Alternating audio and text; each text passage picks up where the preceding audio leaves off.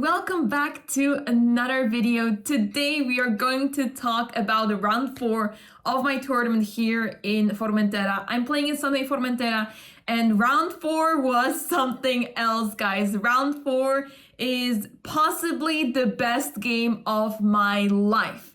Let's see what happened. So in round 4, I faced Grandmaster Tomas Sosa.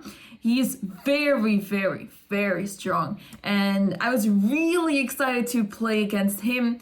I thought it was a wonderful pairing, and since I also know him, I thought it was super awesome to play him. And I was super ready for this game, and he started with the move e4. Mind you, by the way, this recap may last very long. I don't know how long I'm going to take to cover all of the lines here, because what happened in this game is completely insane. So let's take a look. I played e6, the French, d4, d5, knight e2, the Tarish, and I decided to go for some tricky line, bishop e7. Well, it can get tricky, which is exactly what happened in the game. e5. So my opponent is advancing the pawn, I play c5, and now my opponent played queen g4. Very aggressive and sharp, because, well, there is multiple moves that you can make here. You can play king f8 to defend the pawn, but that's not so exciting. g5, that's what's exciting. So I played g5, and my opponent started to spend quite some time, and it made me really happy because, well, I was in my preparation. This is one of the lines I checked, and I wasn't entirely sure what he would play after bishop e7. I didn't really expect queen g4, but I did quickly go through the lines. Queen h5 is the main move. And after queen h5, I didn't really remember what I was supposed to do, and I slightly mixed up the move order because I took on d4 first. I have to play queen c7 first and then take on d4. What the difference is, well, it turns out that after c takes d4, white is able to play f4 or bishop d3, and that is a big difference apparently. This is completely insane. I mean, I don't think any human being can come up with f4. I have no idea. I've never seen this move. And despite being down 2 pawns, white is already much better here. Knight f3, knight c6. I'm not sure what I'm looking at, but it does look very risky for black. We can agree on that. So anyway, my opponent was not entirely sure what to do and played knight df3. So fortunately for me, the mistake was not punished, and I played queen c7. So like we're basically back to my preparation. This is what I knew and prepared. And king d1 was played, and here I was like, okay, I don't really remember what I'm supposed to do here, because the whole idea is behind queen c7 is that the pawn on g5 is not hanging, because I can always take on c2, drop the queen back to g6, or e5 is hanging, and it's basically a multi-purpose move, so it's really useful. And white needs to do something about the pawn hanging here. If you play, let's say, bishop d3, then I want to play knight c6, and maybe I come in with knight b4, the pawn on e5 is hanging. It's pretty dangerous for white if you don't really know what to do. King d1 was played, knight c6. I was spending quite some time here still because I wasn't entirely sure how the moves went correctly in order and everything. So it's a new position, you know, so hard to understand it because it's so sharp, right? So my opponent took here on g5, and I was pretty happy about this. I thought that maybe bishop takes g5 was a little bit more annoying, because when I was thinking if I trade here, then let's say, I mean, knight g5, queen takes g5, I guess knight takes g5. And yeah, there are some threats in the position. I'm not really a big fan of it. I wasn't entirely sure what was going on here with knight takes e5, knight takes h7. I'm not entirely sure. It's pretty crazy. But when my opponent took on g5 with the knight, I was really happy because I can take that knight off the board, bishop takes, and now take on e5 with the queen. And I thought, okay, like I'm up a pawn, and I think I have everything under control. So knight f3, the queen goes back to g7, bishop b5. And here I thought, okay, I have to prioritize development here. My bishop is not developed, my knight is not developed, my king probably needs to castle very soon. So I played the move bishop d7, and it turns out to be a mistake because, well, the bishop needs to be developed, but not quite yet. Turns out that knight f6 was a more important move because you're attacking the queen, and the knight gets into the action, and after, let's say, bishop takes, you just take back, and then you can continue with bishop d7. But for some reason, I didn't really like this. I did not really believe in queen h4, knight e4. Yeah, I wasn't entirely sure. I didn't like my position here as much. I thought that maybe I ran into some issues somehow here. I really prioritized the development of the bishop because then I don't have to worry about the pin over here. So yeah, rook e1 was played.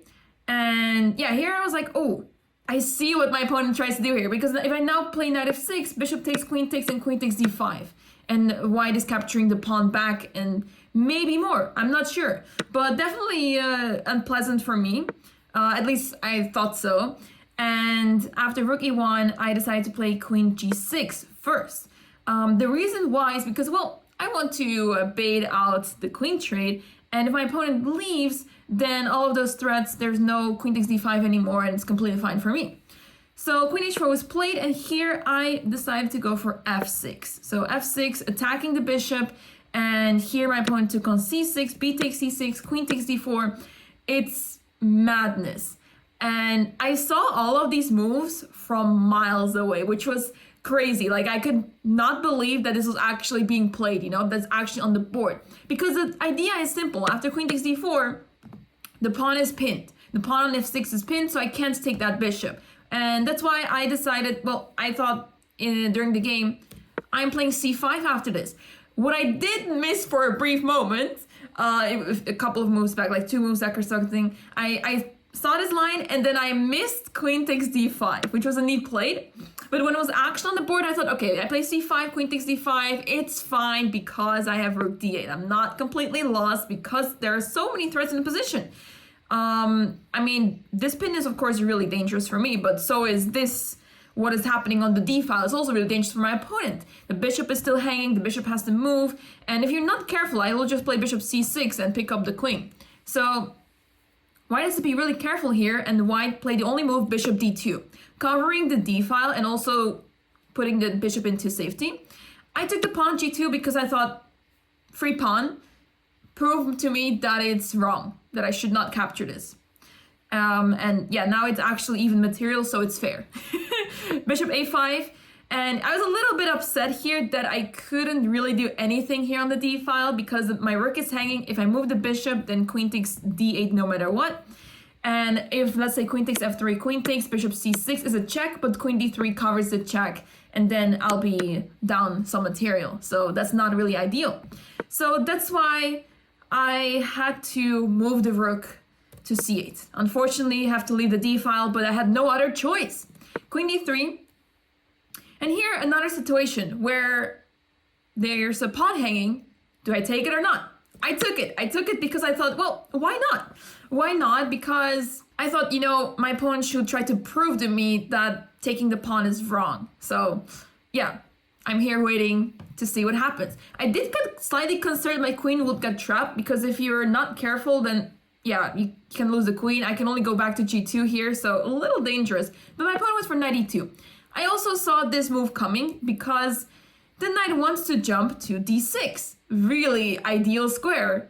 Not for me though. So I was also seeing this maneuver, but I didn't really know what to do about it. And for the longest time I thought, okay, what do I do about this? I don't want to play king e7. Maybe I can play, I thought that as a last resort I can play king e7 or something, but I wanted to prioritize trading queens and I played queen d4. Turns out that rook c6 is a really good move because after knight e4, then you have queen d4 and there's no knight e6 check anymore. It's as simple as that. And I kind of overlooked this. I don't know. Rook c6 is such a strange move, right?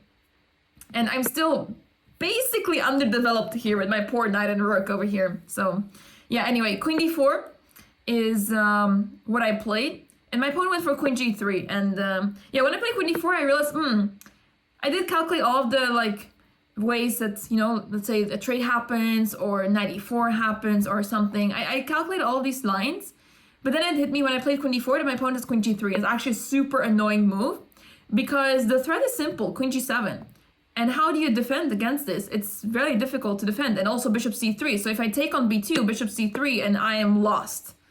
It's crazy how the position goes from equal to +7 in a split second. One wrong move and you're lost. So you have to be super precise here.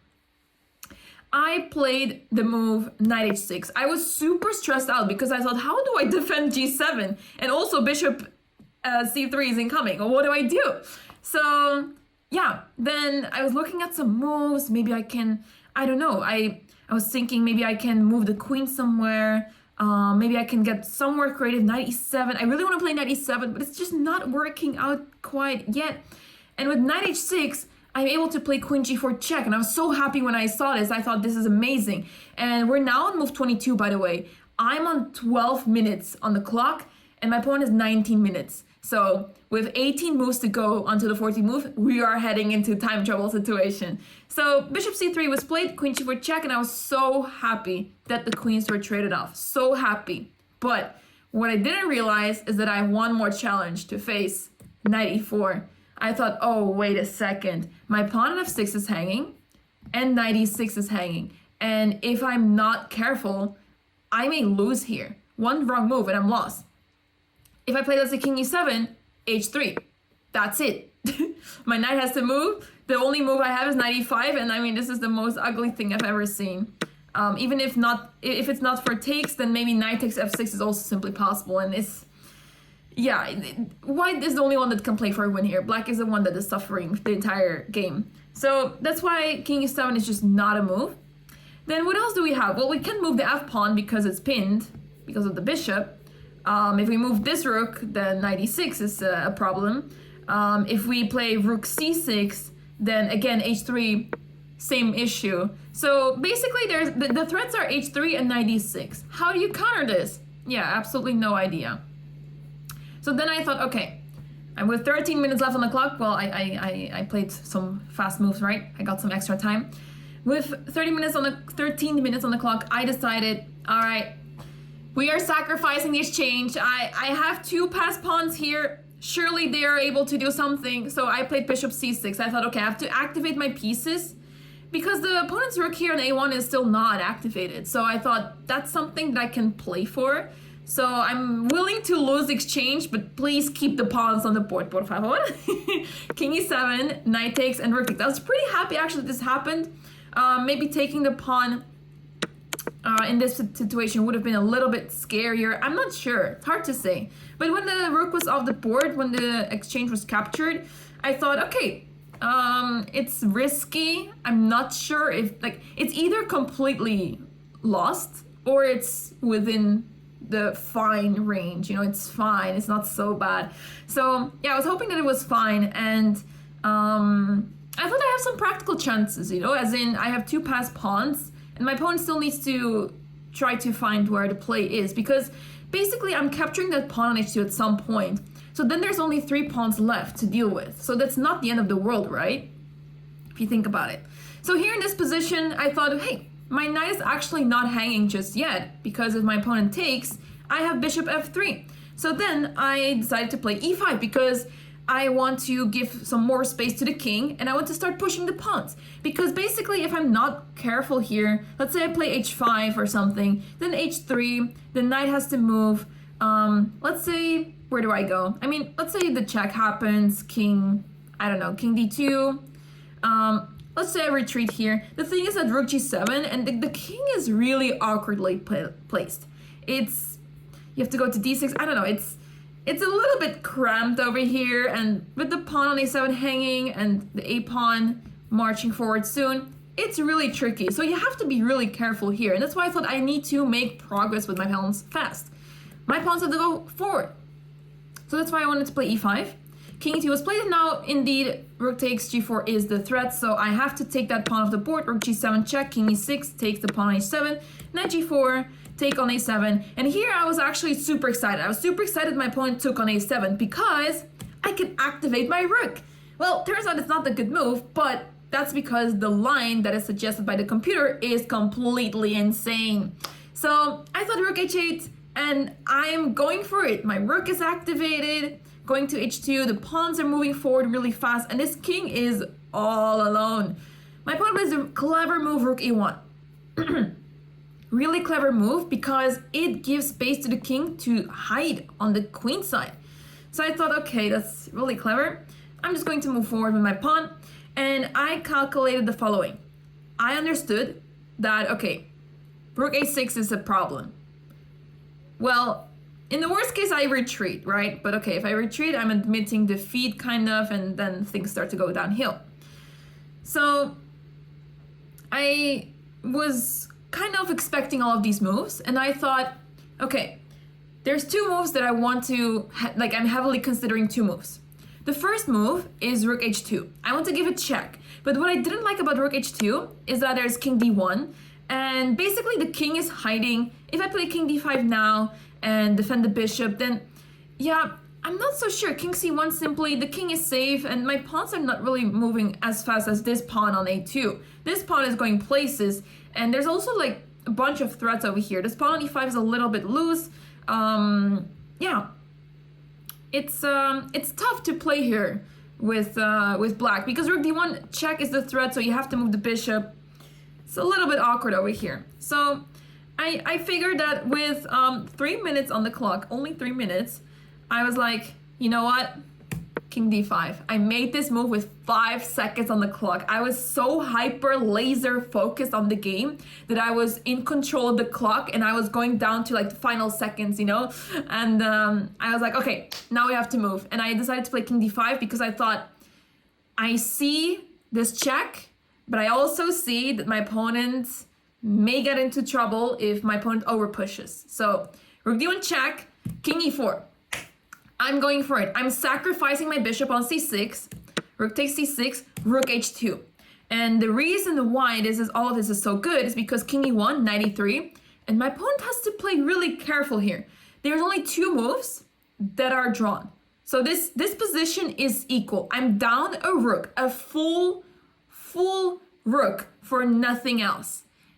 And this is 0.00. That's insane. And we're on move 37. So the time situation is as follows. I made this move with 3 seconds, by the way. My opponent is on 4 minutes.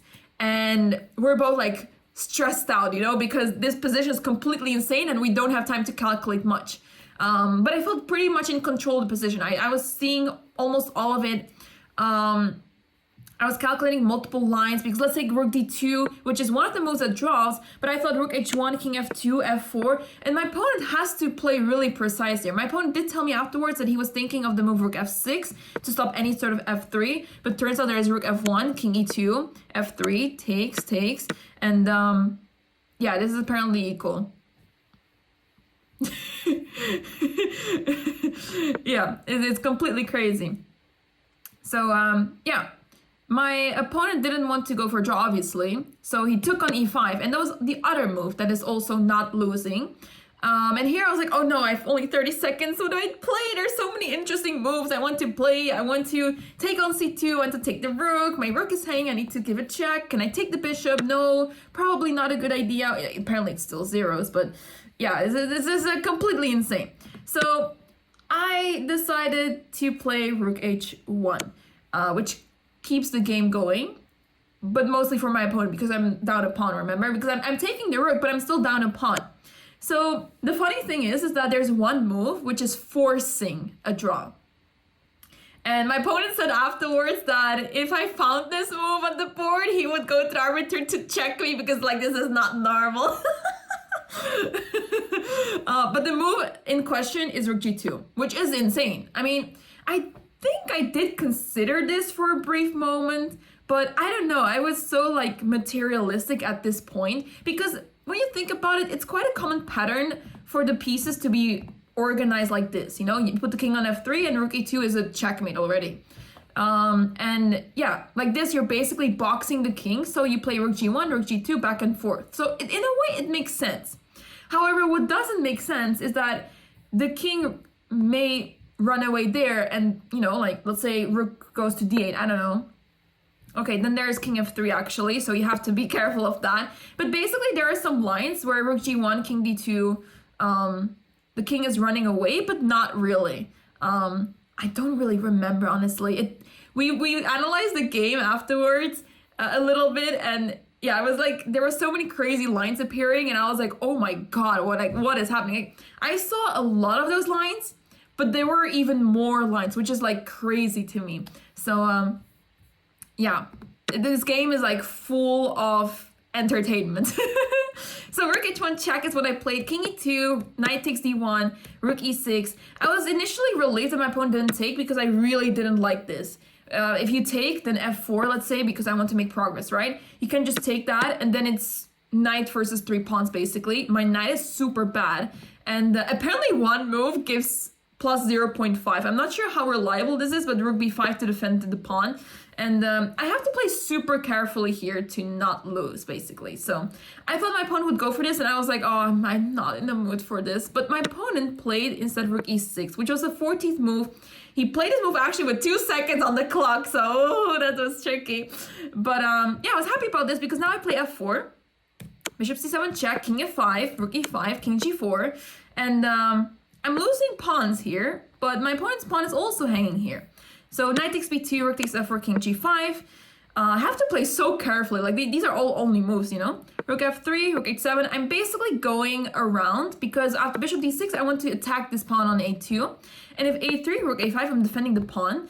And rook c3, knight a4. So I'm attacking the rook, defending the pawn. And it's really difficult for my opponent to make progress here. And next idea is to simply bring the king over here, which is exactly what I did. Rook b3, king f5, king d3, king e6, bishop g3, king d5, rook b8, c4 check, king d2, knight c5, rook d8, king c6.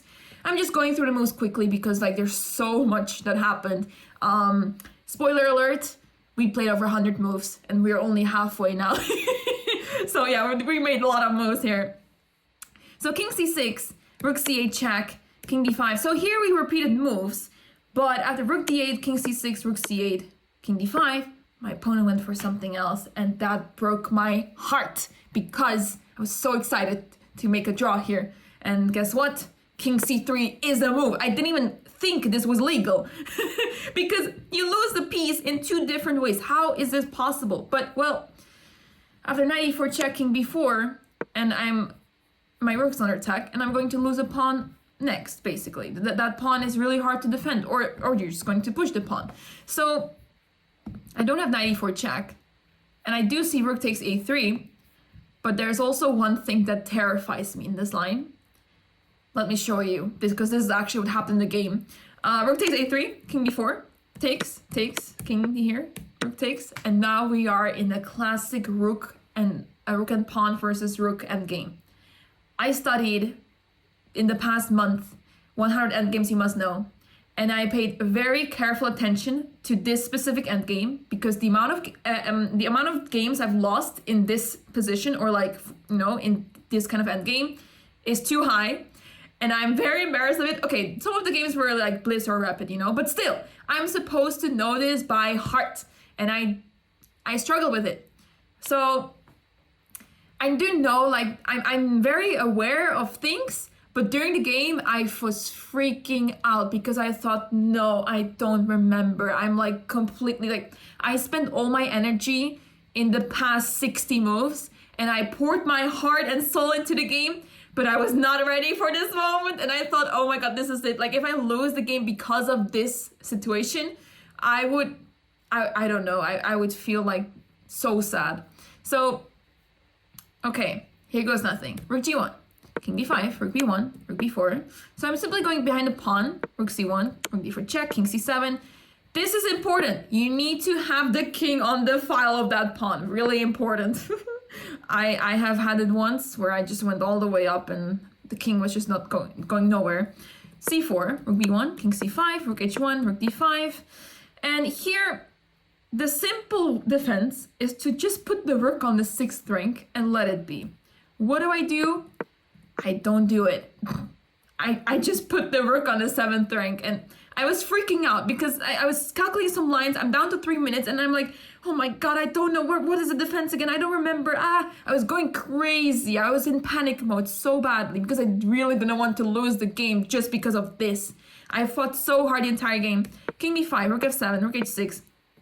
My opponent took control of his 6th rank, so I cannot put my rook over there anymore. Because the simple way is to just put the rook on 6th rank, and once the pawn gets to c6, because there's no way that my opponent could make progress, the king is cut off, right? Once the pawn gets to c6, you go behind over here and then give checks all the way, and it's a draw. But I don't know what I was thinking. Rook f7, I'm just sitting here and praying.